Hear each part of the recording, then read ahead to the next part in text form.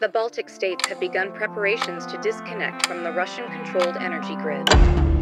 Officials from all three nations confirmed today that the technical groundwork for synchronization with the European Power Network, ENSOE, is nearing completion. Visi didžiausi darbai jau yra padaryti. Linijos yra pastatytos, sinchroniniai kompensatoriai pastatyti, baltarusiškos linijos iš 11:10 jau yra atjungta. Šiandien, ką mes turim, tai pabaigos pradžia, o rytoj ir pietūs bus pabaigos pabaiga ir nauja pradžia. Test disconnections and emergency response drills have been conducted successfully, ensuring the region's grid stability ahead of the full switch.